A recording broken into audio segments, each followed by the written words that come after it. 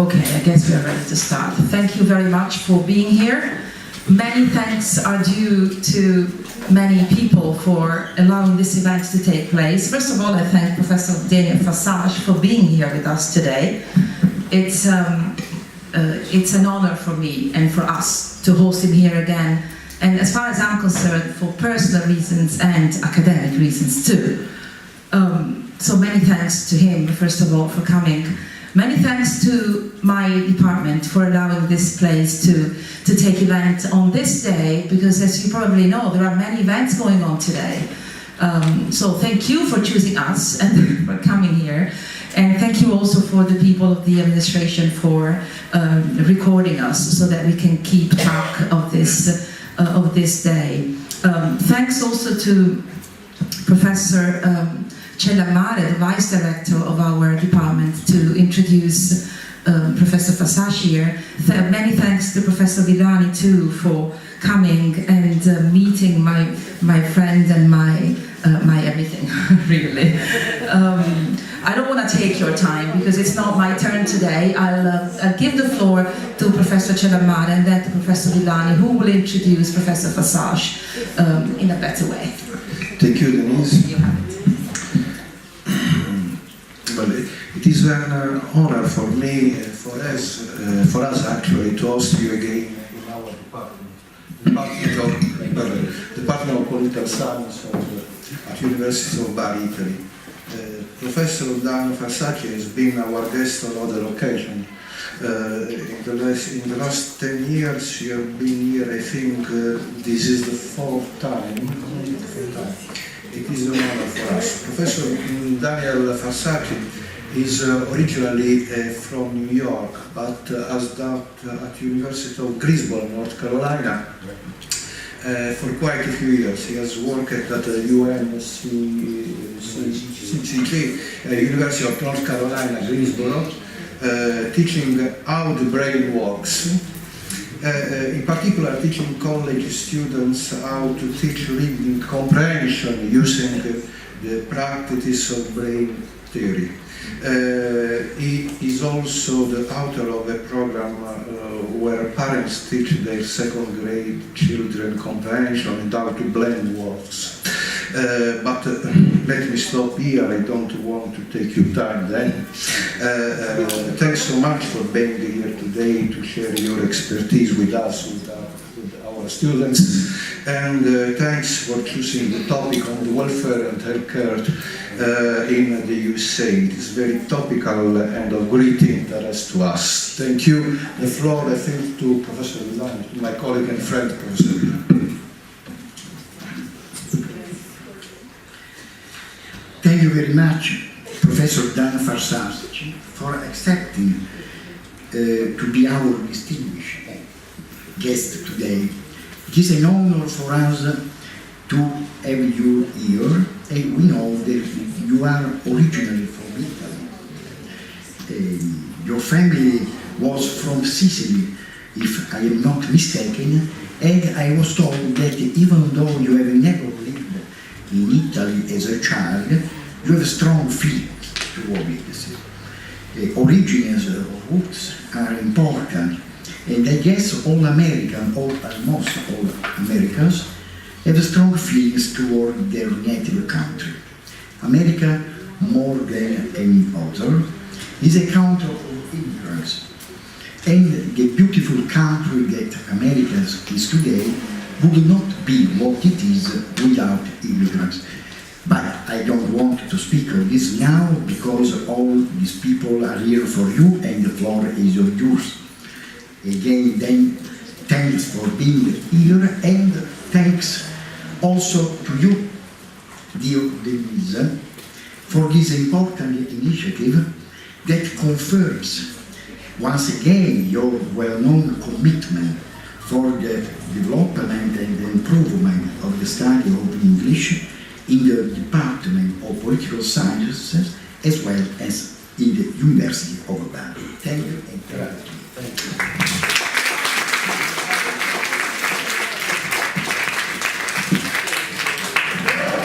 Good morning. That's good. I want to begin in a little different way. Can you hear me okay? Okay. Now, excuse me. I need to give you background in the welfare system, and I also need to let you know that I'm going to teach you differently than you probably have been taught. I'm going to use brain theory, how the brain learns, and how to change the brain to learn better, faster, and remember longer. Okay? Now, that means that I will only teach for 20 minutes, and we will stop. You will stand up. You will talk to someone next to you, and you will talk about what I did, what I said, for 3 to 5 minutes. That's it. Now, if you have a paper or pencil, write these 3 sentences down.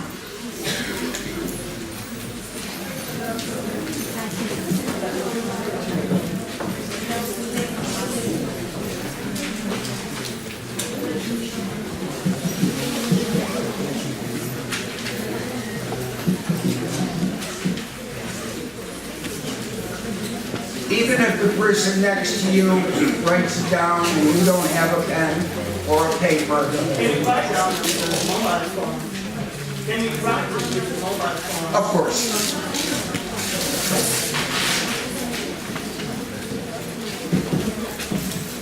Ready? The first sentence. Question.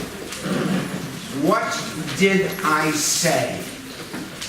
What did I say?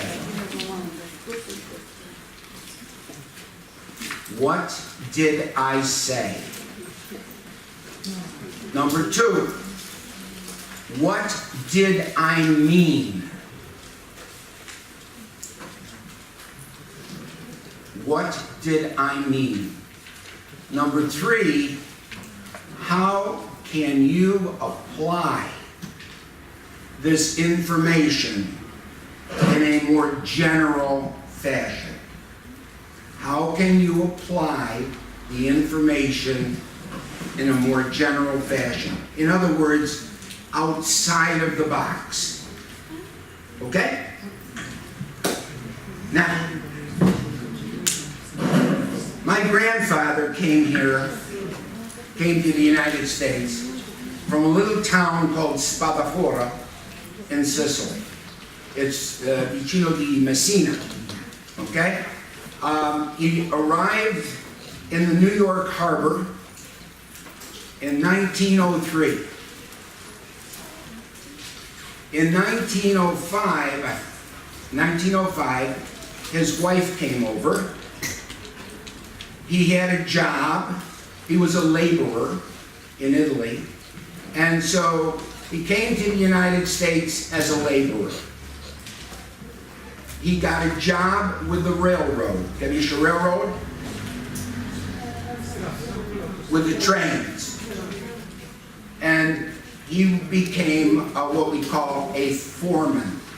He was in charge of other people. He learned the English language, and they had 10 children. Of the 10 children, 3 died, and my father his name was Peter Gibb, and he became a barber. And I became a barber because he said, if you don't get a college education, at least you will have a skill. Okay? He was poor, and they lost their first child. Their first child was 3 months old and had a hole in her heart. Now, today, that's not a problem. It's repairable. But in those days, she died at 3 months old. He had to build a casket by himself because they had no money. he had to take the body in the car to the cemetery, dig the hole, and put her body in the hole. There was no money. There was no need for, there was no money for anything. And so he had to do that. That shouldn't happen to anyone. No one should have to build a casket for their child. No one should have to take their child and bury them. But that was poverty in those days. People were poor. And so they came to the United States. And in coming to the United States, if I get this right, Denise, give me to the next one.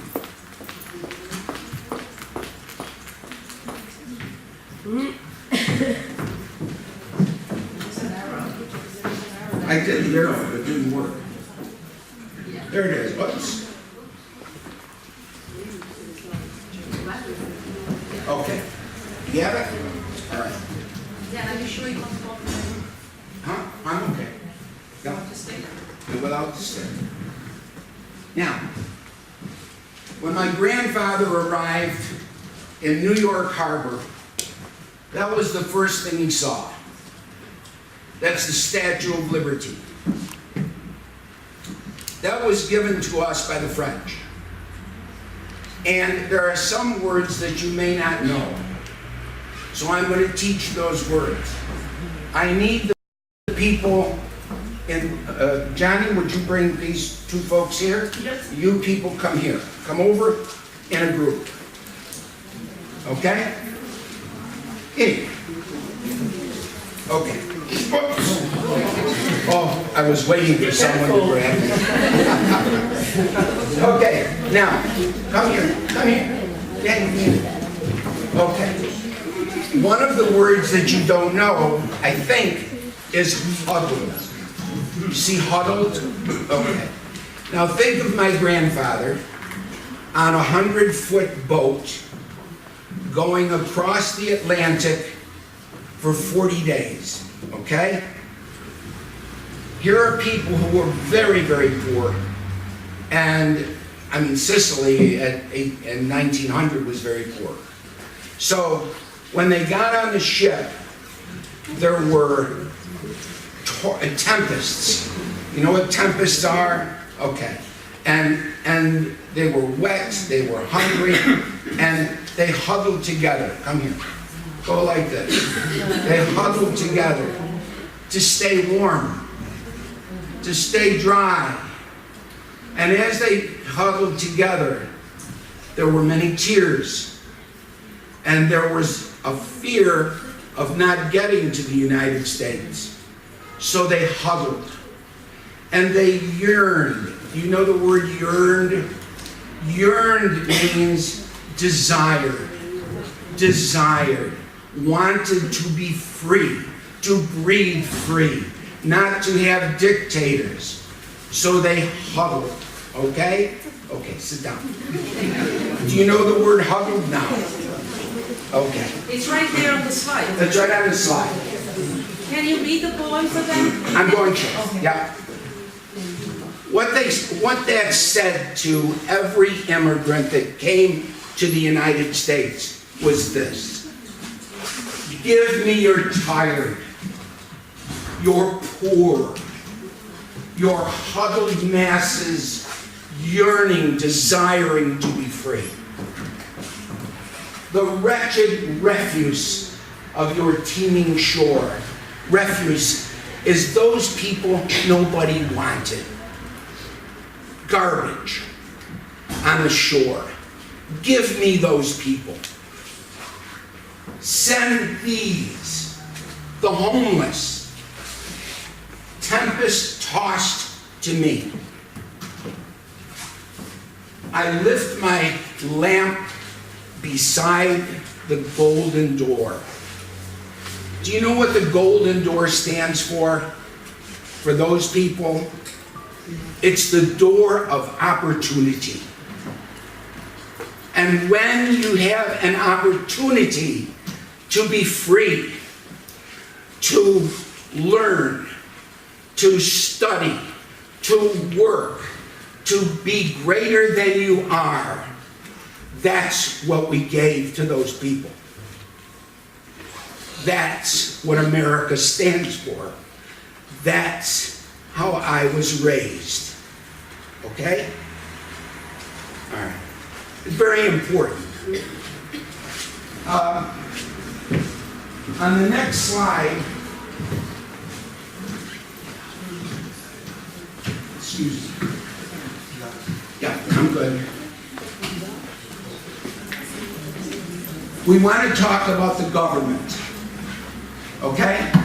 The government of the United States, the federal government, has 3 levels. 3 levels. The first level is the executive level, the one person in charge. And today, it's Donald Trump. The second thing they have is a legislative group that has, legislative group that has 100 members. Why 100? There are 50 states. Each state is represented by 2 people. 2 people. Then there is a House of Representatives that's separate. And the House of Representatives has 438 members. The reason for that is that every state has a different population. And so those states with more people get to have more representation. Okay? We understand that? All right. The last part is the judicial. Now, there are lots of courts and lots of judges throughout the United States. But the final say comes from 9 people who are on the United States Supreme Court. Okay? 9 people. Those people are appointed by the president or recommended by the president, and the Senate approves them or disapproves them.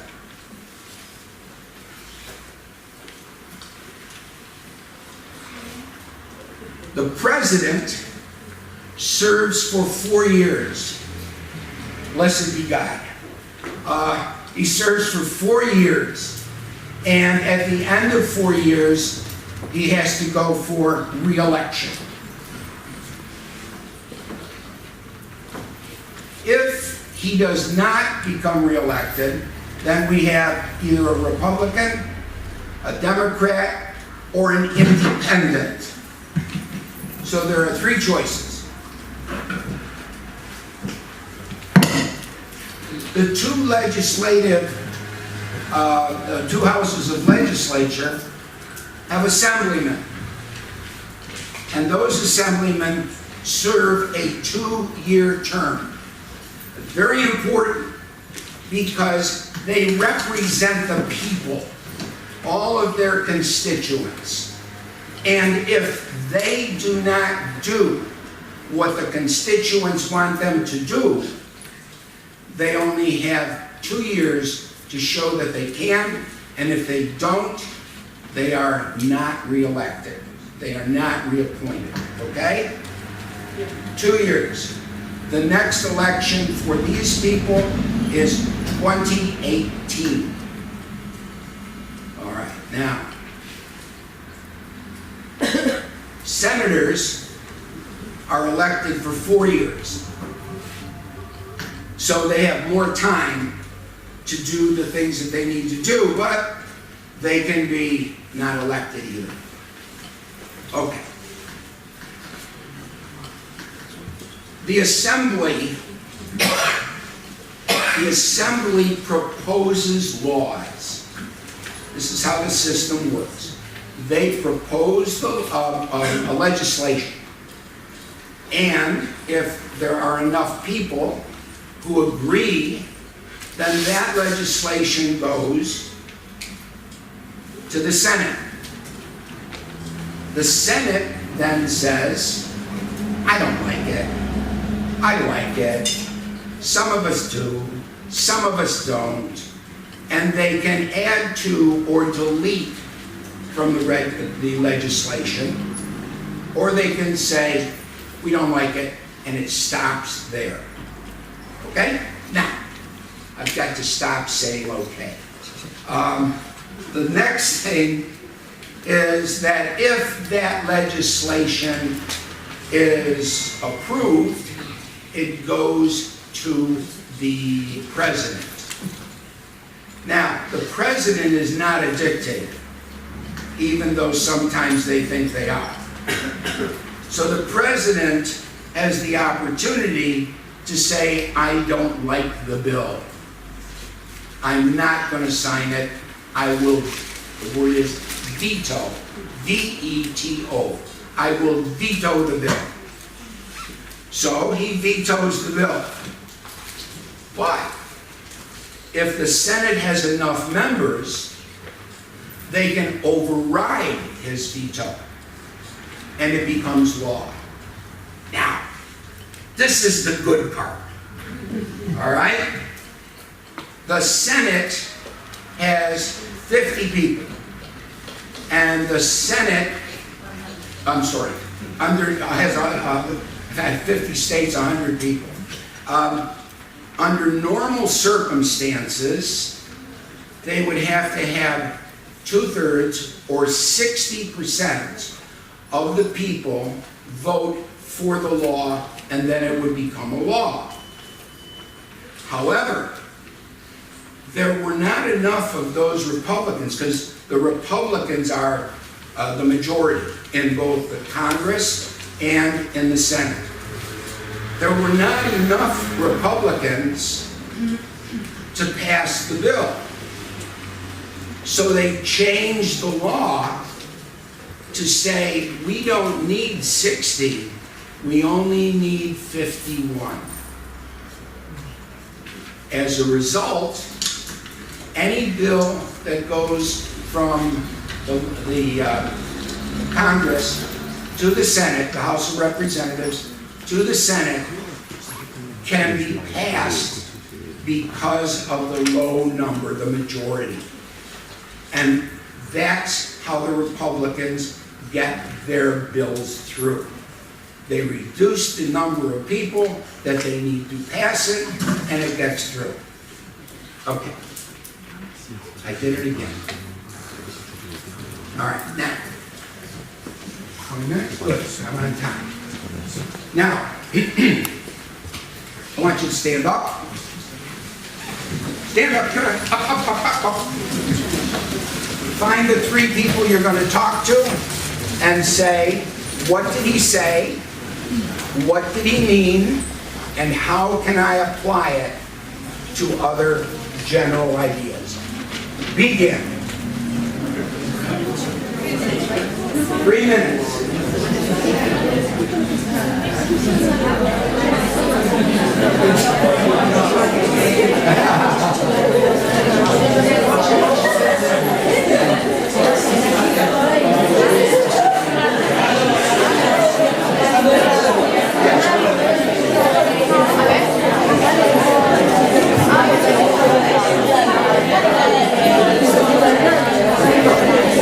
You have to stand up.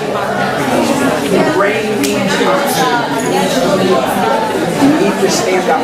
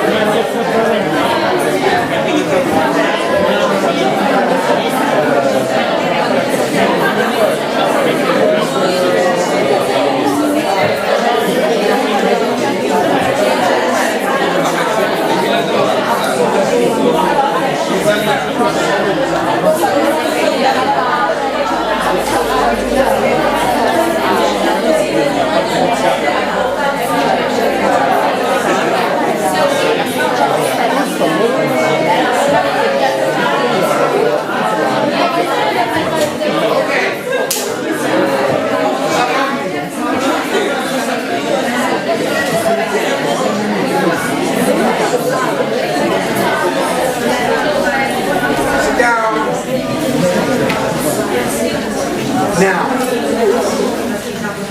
I want to volunteer. Who can tell me, what did I say? What did I say? Now that means exactly the same words or paraphrased. Not what I mean, but what did I say? You can give me one part. Yeah, I can give you only one part because we didn't finish it. Right. You talked about your family.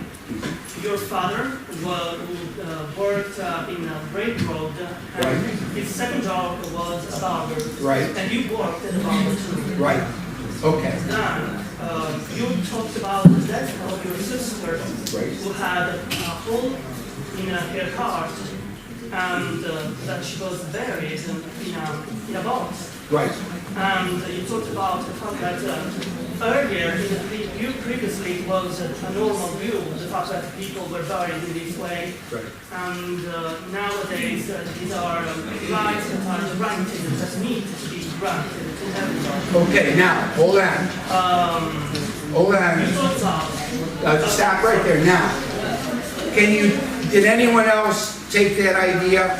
What it was like to come here, to bury your child, to have to live as an immigrant and work? All right. Did any group have that? Raise your hand. Okay, I'm going to ask Johnny then to tell me what it means. in what sense? What does it mean when I gave you that story? I gave you that story. What does it mean? I think that I have even answered before, because you talked about your sister and the people were puzzled and were coming back to U.S. What you meant is that everybody needs to be granted some rights, because in the past there were no rights and nowadays it is a shame. We need to get those rights. All right, number three. Number three. How do you apply that information to what's happening now, the rest of the world? How do you apply it? Well, I've got the answer to that. Good. You can apply that to the situation that is occurring now, from people coming from Africa to be like here. Would you like a microphone to now, maybe, because they can hear you? Here. Sorry. I don't want to embarrass you. No. It's just they can't hear you.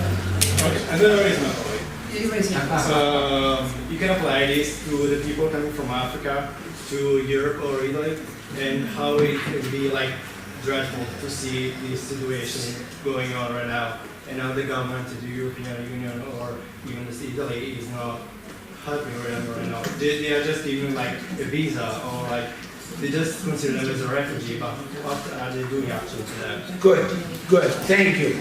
Did anybody take one of the parts of the 3 levels of government? 3 levels of government, anybody? Well, what I said was there are 3 levels of federal government.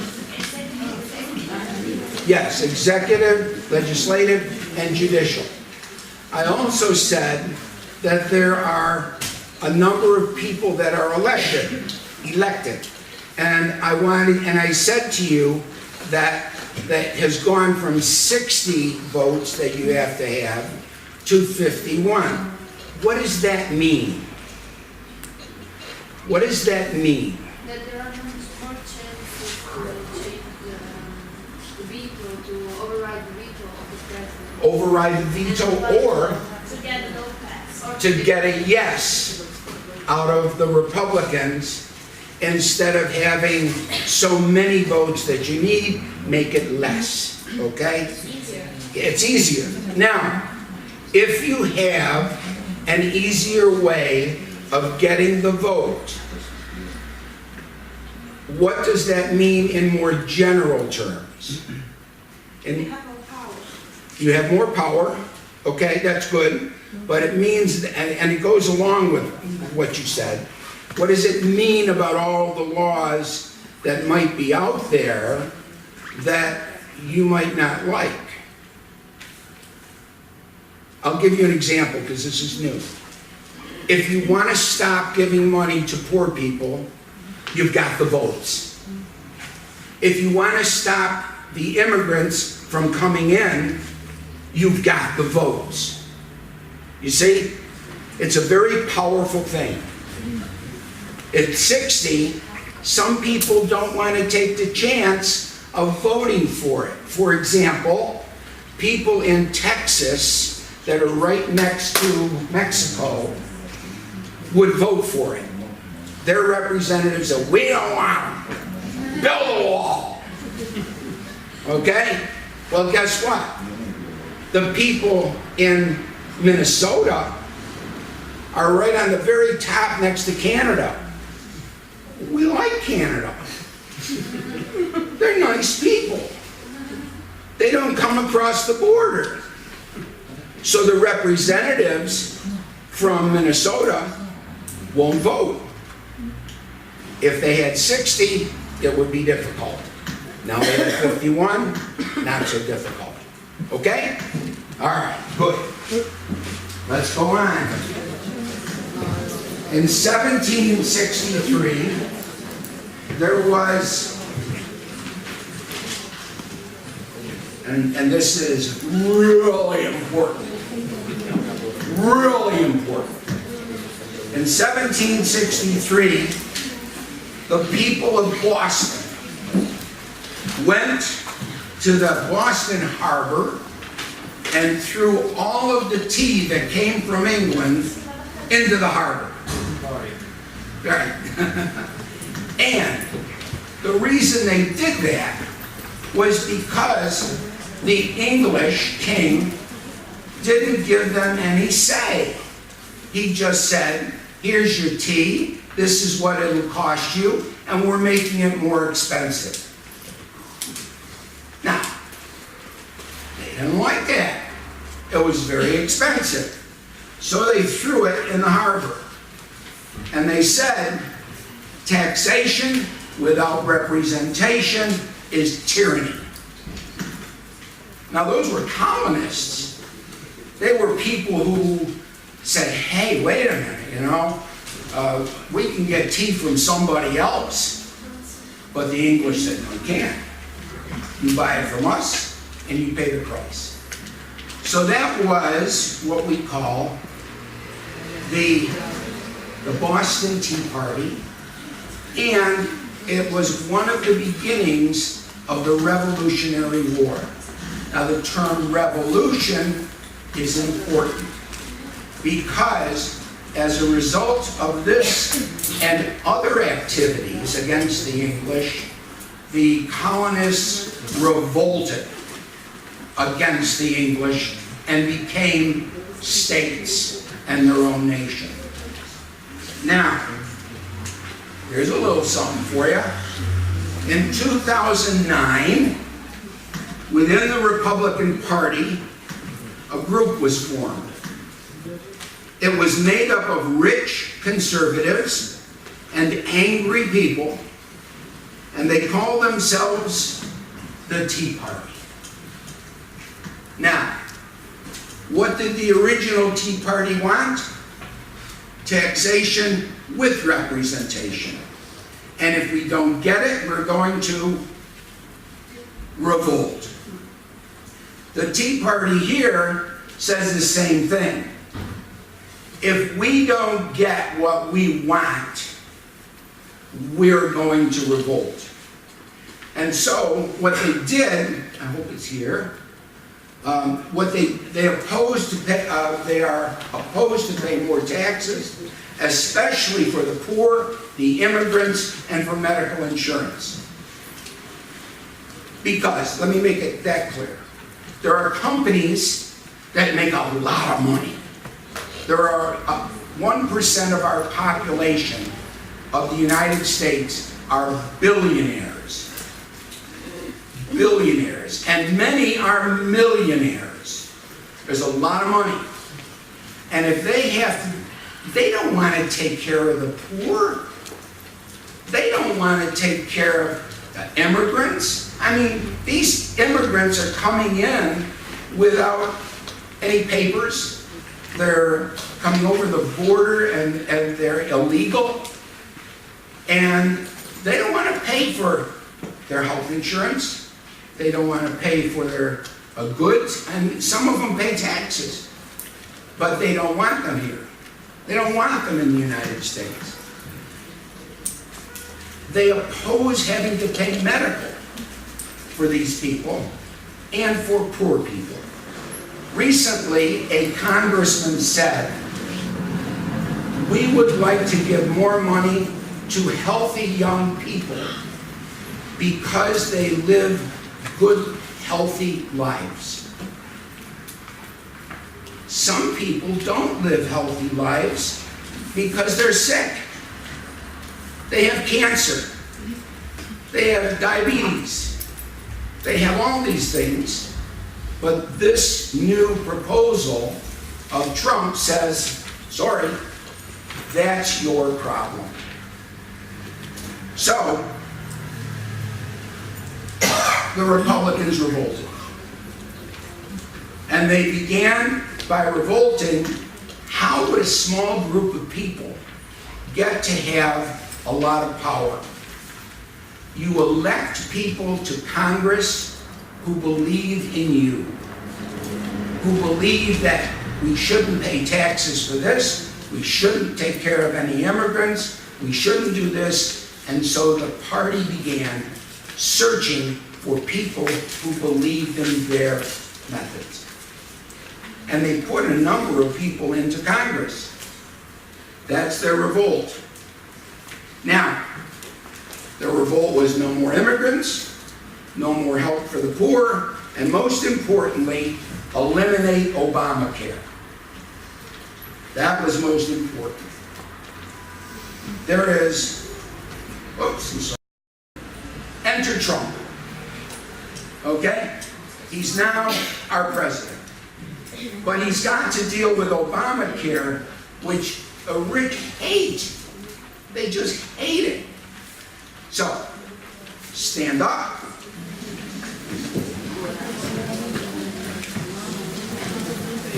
Stand up. And talk to each other about the information I just gave you. The information about the Tea Party and those kinds of things, okay? What did I say? What do I mean? How can you apply it? Go ahead.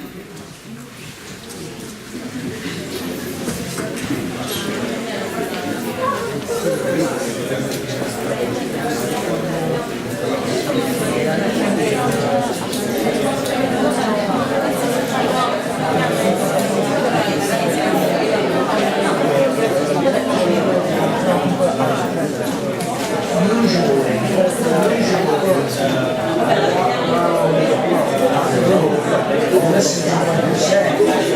There's so much Italian that has a problem.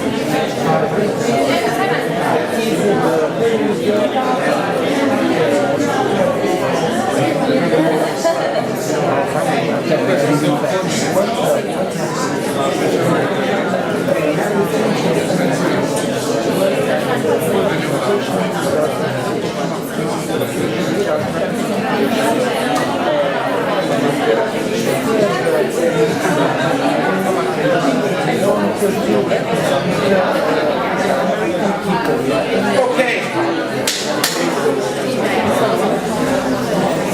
Sacco.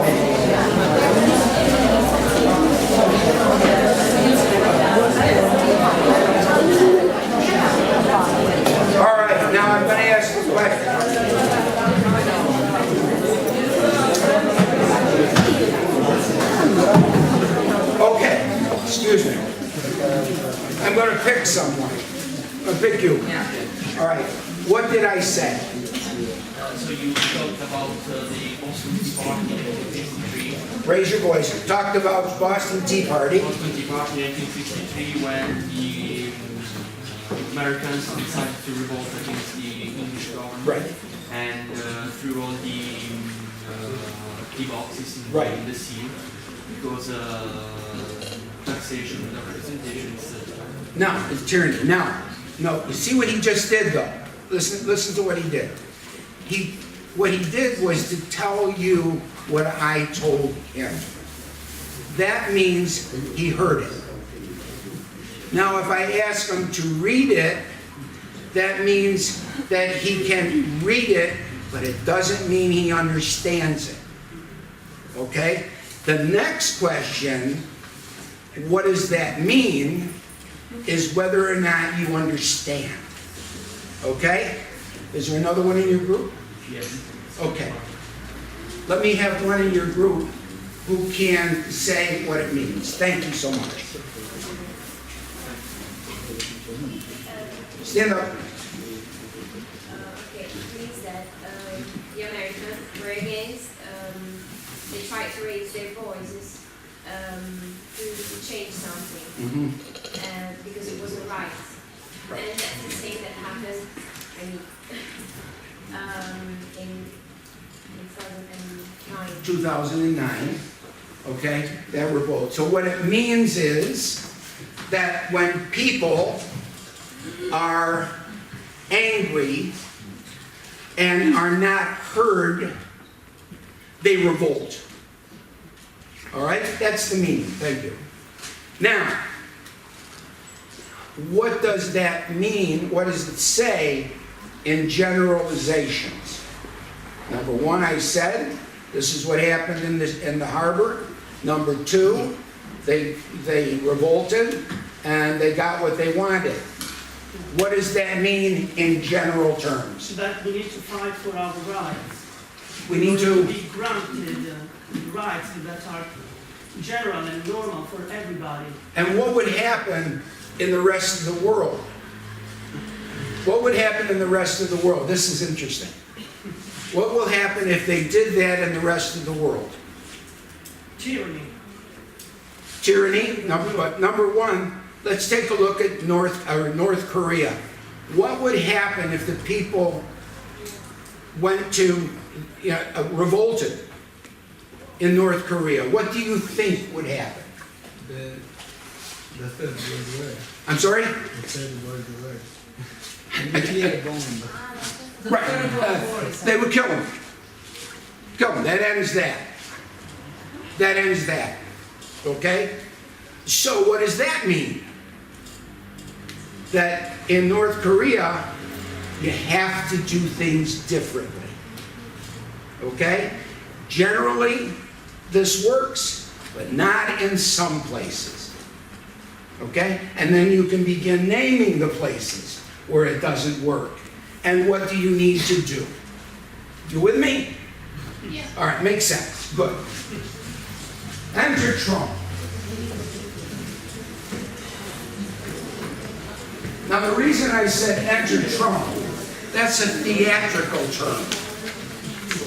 Because he was in programs and he understands theater. But this, the presidency, is not a theater. Now here we come to what happens when we deal with the issue of health care. Now, you need to understand that you cannot separate health care by itself and make a change. Because health care has implications to immigration, welfare, economics. All of those things are connected. It's a very complex problem. So we're only going to deal with the one problem. Obamacare, while he was in office, gave everyone health insurance or the right to buy it at a lower cost. 24 million people decided not to buy it. And they were charged $400 per year. Now, here's what happens. The poor people said, I don't want to do that. I don't want to do that because I don't have the money to do that. But with Obamacare, the more people you have in the program, the cheaper the program is. Okay? Just like if I have the whole group, I say, I need $24. Each of you gives me a quarter. It's paid. Okay? Same thing with this. However, 24 million people did not get health care. And the reason that why they didn't is they can go to the emergency room and it won't cost them anything because they won't pay for it. And the emergency room has to take you in. Who's going to pay for that? You. It goes back into the cost that you have to pay. Now, Obama said, listen, if you take out insurance, I will give you $400 for that insurance. I will give you the money in paying off the policy. Now, Trump said that his proposal would result in 53 million people who would not receive health insurance by 2020. So here under Obama, 24 million, under Trump, 53 million people. Why? Well, what he wants to do, look at your economics, the money not paid to those people would be more than $100 billion by 2026. And it would go to balancing the budget. Now think of it. If you have people that you want to be healthy and children that you don't want to die, like my sister, if you want that, you need health care. He says, live a good life, live a healthy life, and you won't need health care.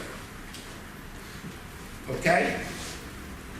Well, now I'm going to ask the group, if he takes this money and doesn't pay for the people, what does he do with that money that is $100 billion? What does he do? With the economy? With the extra money. What do businessmen do? They balance the budget. On whose back? They balance it on whose back? Who pays for it? Speak up. The poor. The poor pay for it. That's what he's recommending. That's not, I'm not interpreting it. That's what he's saying. Now,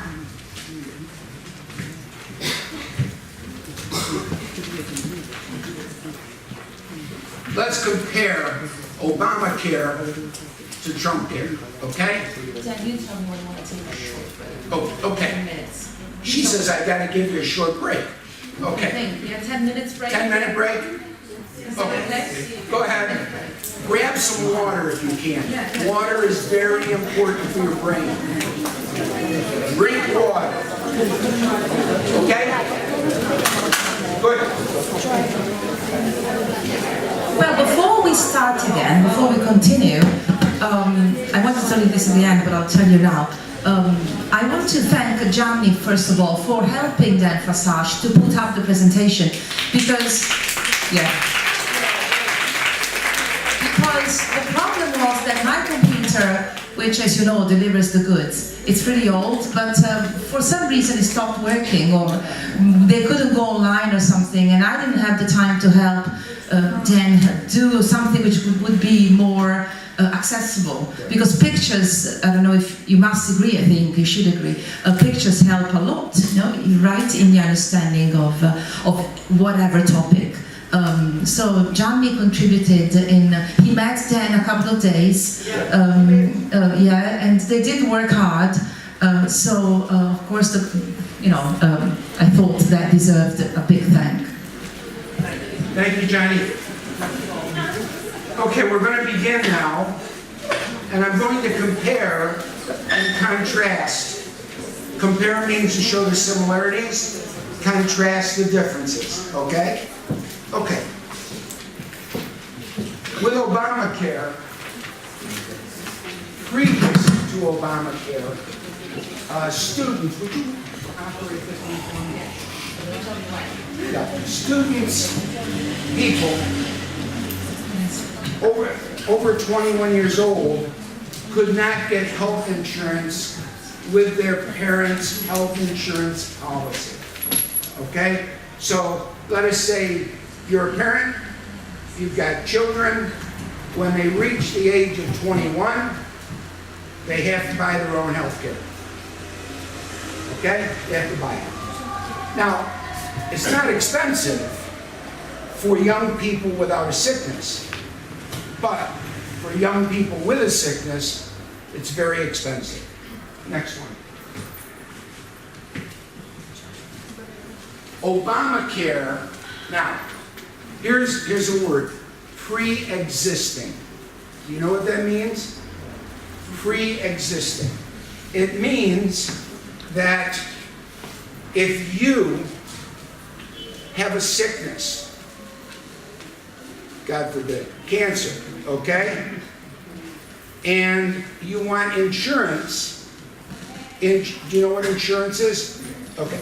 Insurance companies could refuse you because you have a pre-existing condition. Dan, since he is recording, just so that they can hear. I mean, the voice will not come in the recording. Oh, okay. No, no, But we can just... I'll take it with you. Yes, sorry. it's ok, il microfono farò ronzio. Sì, Sì, spegnetelo Ah, ok. piuttosto. So there was a noise. Okay. Okay. Now, that's very important. That's very important. Because, for example, my son almost died on January 1st. He had an infection in his head and on his hip. It's called MRSA. MRSA is a deadly infection. And he couldn't talk. He was like in a coma state. He had blood clots in his lungs and in his kidney. He stayed in the hospital for 3 weeks. The cost was $140,000. He has to pay 20% of that. That's over $20,000. For many people in Italy, that's a year's wages or more. Now he has to see how he can pay it, and he doesn't know. So it's very expensive for students and for other people to not have insurance, okay? Now, Obama said, that's it. From now on, your children will be insured under your policy until they're 27 years old. Why is that important? Tell me.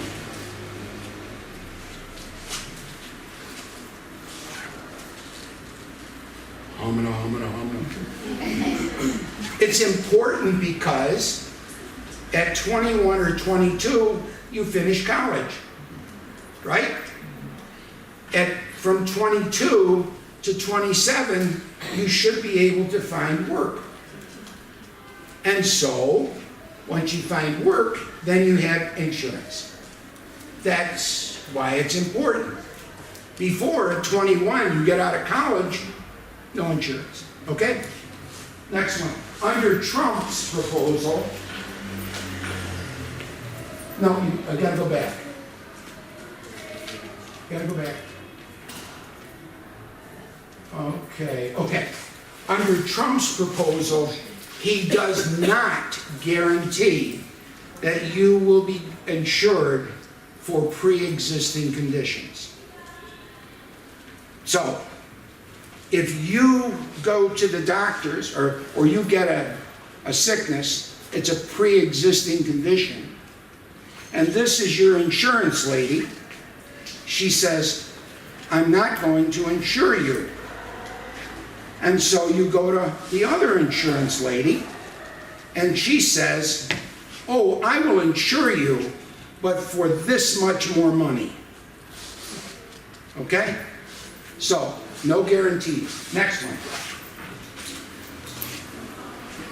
Obama pays a subsidy to the poor to help them pay for their insurance, meaning the money is tied to a person's income and health costs where they live. Obama gives you money to the state where you live based upon your income, how much money you make, and for the health costs. Example, you go to New York, it's expensive. Okay? You go to South Carolina, it's not expensive.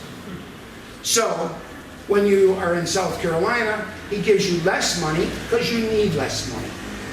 Okay? Go to New York City, he gives you more money because you need more money.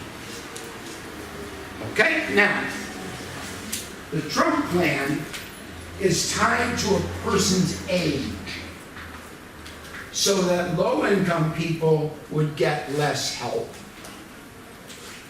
Okay? It's tied to their age, not to their health, not to the healthcare costs, but to their age. So, who gets hurt? People who are poor, people who are exactly old people, because they get sick a lot, and the young people just tend not to be ill. So he plays on that. He deals with age because it's easier for them to not pay money. Okay? Next. Under Obamacare, now this you'll want to know. Under Obamacare, Planned Parenthood continues to be funded for medical testing, pregnancy testing, cancer testing, contraception, but not abortion. These are women's health issues. All right? Now, Planned Parenthood is an organization. Okay? It's an organization for all women. And they test for diseases that are sexual diseases. They test for cancer. They give you contraceptive things, okay, implements. They give you a whole series of things, but only 3% of what they do is abortion, okay? 3% is abortion. Now, under Obamacare, they say, hey, guess what? We're going to pay for everything for women's health except abortion. Okay? Trump, he says that any organization, Planned Parenthood, and any other organization that provide abortion will receive no funding for anything. Okay? You got Planned Parenthood, you got this one. If you provide abortions, that's it. Now, stand up and relate to this thing. Relate to this thing. What does it say? What does it mean? And what are the generalizations? Stand up. Talk to your friends. Don't be afraid to talk about sex.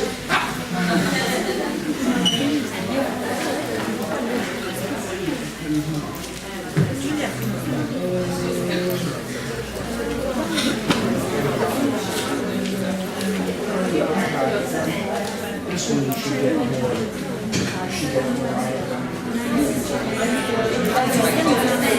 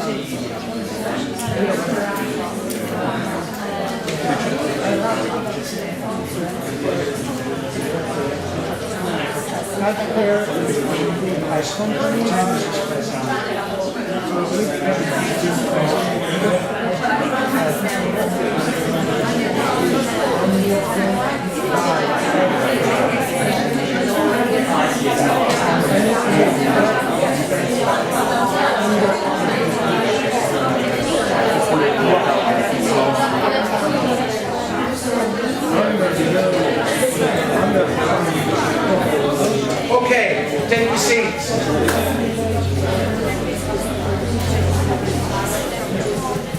Now my question is, what did I say? You can read it right off the board, right? What did I say? That's easy. Now tell me, what did I mean? What does that mean? I want people to talk. What does it mean if that happens? It means that millions of people will die because there are no rights, neither for women nor for people in a general sense, even for youngsters who are aged 21. Right. Because there is no insurance. No insurance.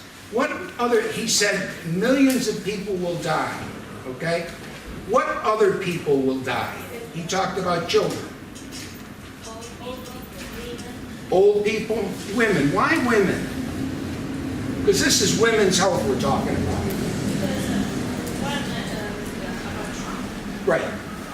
Planned Parenthood, with Obama, they paid for women's health. Right. He does it for, it not works for Trump. And abortion is a cause of death for many women. Of course. So, Of course. if I'm not receiving any funding for this kind of for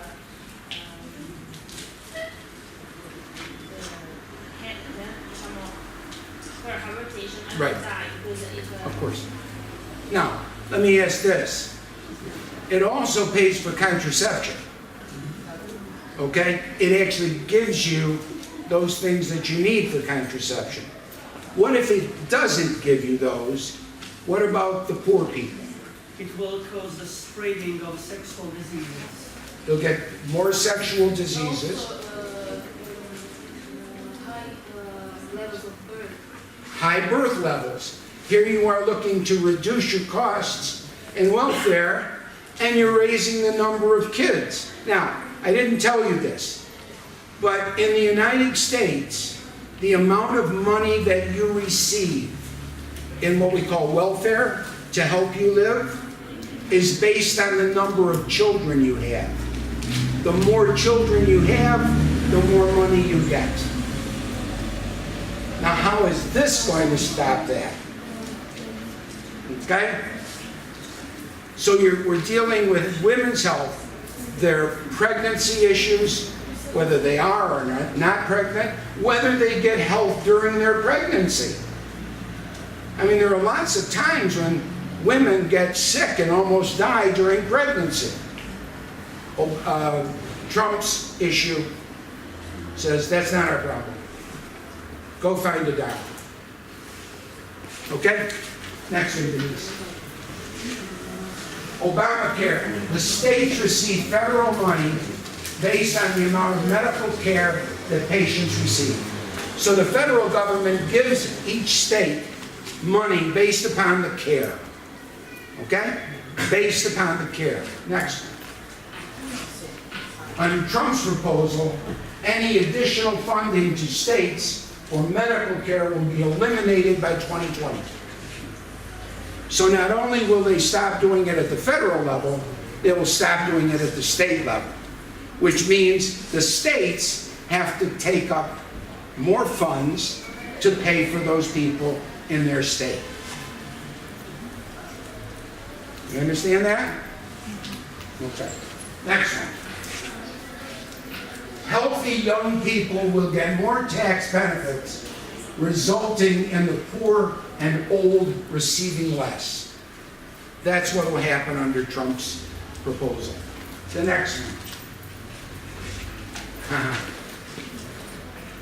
The tax rate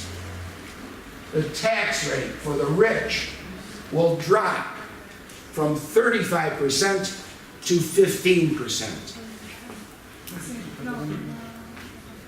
I pay 26%. They only have to pay 15%. And with some of the laws, many of the richest companies don't pay anything or a small amount. There's a thing that the Republicans use, it's called the trickle-down effect. The trickle-down effect. That means that if you pay big businesses a lot of money, they will give that money to the poor people below them. They will give that money to the workers. I have to tell you, if you got money, you keep money. They don't give it to anybody else. They use the loopholes. So, next one. Oh, the next one is this one. Yep. That's what it is. Thank you for your consideration and for handling my bias. Because obviously, I'm not happy with Trump. Okay? What's important here is to understand that our country was founded on give me your poor, you're tired, you're sick, you're homeless, and I will open the door to opportunity. And Trump is shutting that door. That's why something has got to happen. Somebody has got to, bring it up in Congress that it's time for him to go. All right? But we'll have to wait and see. But he certainly doesn't reflect what the United States really is for us. And for, I think, a lot of Italians, because you've come to our shores. We have more Italians than you can imagine in Congress and whatever, so it's very important. Okay, any questions? Any questions? Something that really that I upset you? All right, number one, did this make sense? Did it make sense for you? Raise your hand if it made sense. Okay? Did you understand the differences? Good. Now, when you leave, you can talk about the applications. What does it mean on further immigration? What does it mean in economics? What does it mean? Okay? Thank you.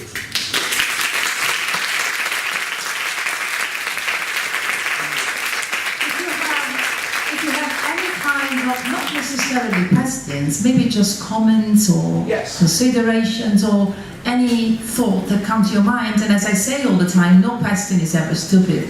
So some people say, I don't want to ask that stupid question. No question is stupid, believe me. Anything there, any doubt that you might have, anything. But before the seminar ends, I want to congratulate all of you for being so. This has been, Jen, the best audience I've ever had. No, I mean it. Well, maybe the person who was talking was worth the attention. That's very likely. But very often these seminars, since you will be given a credit, people just show up just for getting the credit, and they play with their iPhones, and they usually don't say anything. I don't really care. But I should, maybe. Sometimes I do, but most of the times I don't.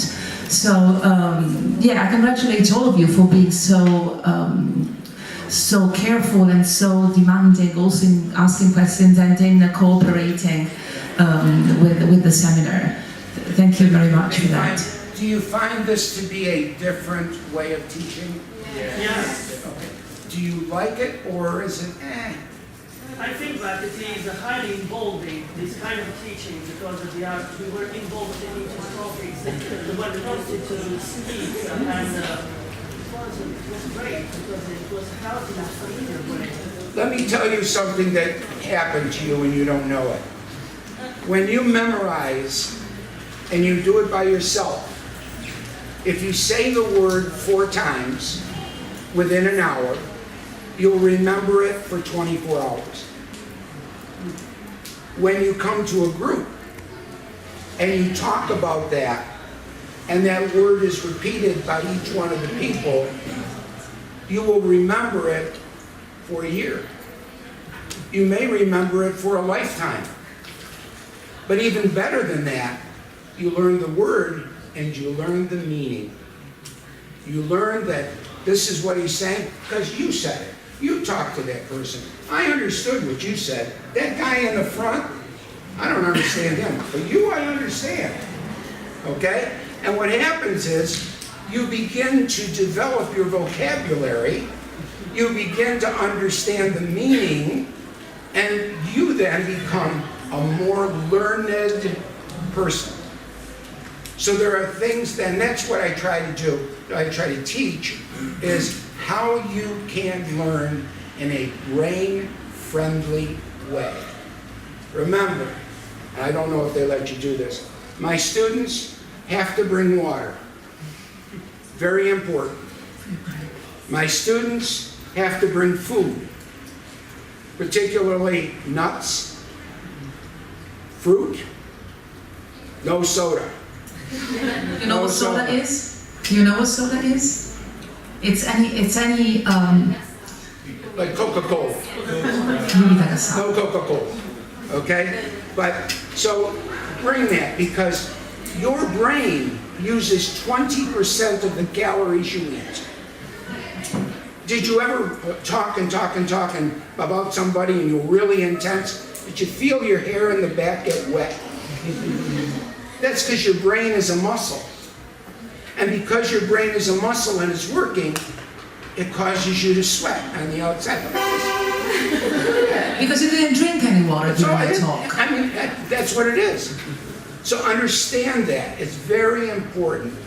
Drink water.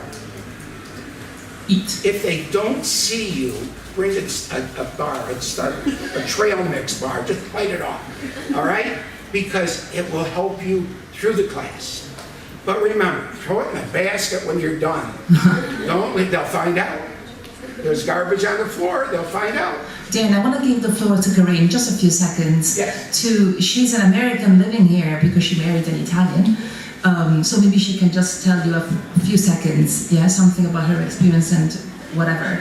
And then I have a very good friend of mine, Carmine. Hi, nice to see you. He's Italian, but he actually lived in the United States, Raffaella's husband. He just, yeah. He lived in the United States for 6 months. 5 months, yeah, as an Italian, so I wonder what kind of medical assistance they got when they were there. But you can tell us in front of everybody, you can just tell us when everybody leaves, it's up to you. I'm just giving the floor to Corinne for a few seconds. An American in Italy, yeah? I just wanted to say thank you again to Professor Basacci because it was a nice little piece of home to be in an Americanized academic setting. It was fun. And also because the subject he talked about tonight, I have a great passion for the subject. Especially the part he talked about with pre-existing conditions in America. Everyone I know, I have dozens of people in my life who have stories about what this idea of pre-existing condition meant to them. I just was talking to a friend yesterday online who's American, and I knew her mother died when she was very young, but I didn't know the circumstances around it. And she just told her story online because she's very worried about what's going on with American the healthcare proposals. Her mother got skin cancer, a treatable skin cancer, when she was young, in her 30s.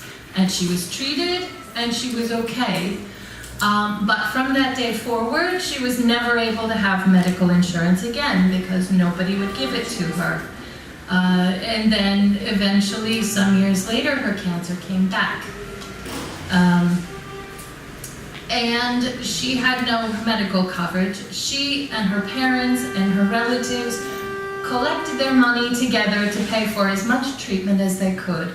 And in fact, she had to move from Pennsylvania, which is in the north of the country, to Texas and go across the border every day and do treatments in Mexico where it was cheaper. She was given some options for treatment of this problem she had and had to choose the less expensive one. And the end result was she was not cured and she died at 42 from a treatable skin cancer. This is the reality for so many people in America. I have other friends who have the same problem. In America, what I don't think he mentioned is that we predominantly get our health care through our jobs. So if you have a job that does not offer health care, or it offers a really bad policy, there's nothing you can do. And I had a job at one point in my life that did not offer medical care. And there are times when you get sick and you think, first of all, I can't afford to go to a doctor. And second of all, if I go to a doctor now and they discover I have some health problem, I will never have insurance again. So this is very important. He talked about those 3 levels of processing your information. What did he say? What did he mean? And how can you generalize these ideas? And I would suggest to you that the way to generalize this information is to be very vigilant about your own health care in this country. You're very lucky with what you've got. And it's not perfect, but it's so many times better than what the American system is. And I was talking to my husband. I don't have a very specific understanding of that Italian healthcare system. He said that over some recent years, it isn't as good as it used to be. I would say this is a thing you don't want to happen. You don't want to follow the American example in this case, because one thing I want you to remember, when you leave here and you have water and you all get together and eat and talk, what are you doing? What's the vocabulary word? What'd you say? No. I taught you a vocabulary word. When you all get together, huddle up. Huddle. You're going to huddle and you're going to drink and you do it every day. Let's get into a huddle. Dan, I want to say what happened to Carmen the other day. Dan's wife wasn't feeling very well, and I said to him, Carmela, I said, let's call the 118 so they can see what's wrong with her. So we called the 118 and I said, go to them in 20 minutes because I'm not there yet and they don't speak Italian, even though he actually does. But I said, I'll be there in 20 minutes. And they said, no, we're going now. We won't wait for you. We have to go now, regardless whether they speak Italian or not. So they went and they were there after a few minutes. I called them. They visited her, they saw what was wrong, they didn't take her to the hospital, it wasn't necessary, thanks God. But then they said, you call us, anytime you need, all the times you want. And he was shocked. And it's free. And it's free. I couldn't believe it. So he said to me, how much do I owe them? I'm sorry, Gennaro? Oh yeah. Right, but it's very nice for a foreigner. How much? That's a good question. How much do you pay here? In America, part of Trump care is that there's a long list of things that they want to stop covering. One of them is ambulance rides. And in America, that can be as much as $1,000 for an ambulance to drive you to a hospital. So, yeah, but it was very helpful, brain-wise, to hear, if you're a foreigner, to hear you can call us anytime you want.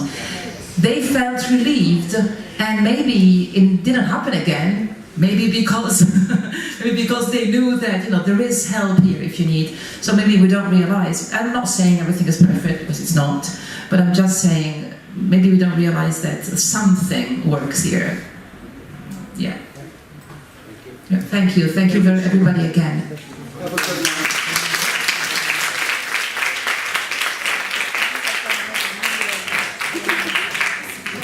And the PowerPoint will be available for anybody who needs it, okay?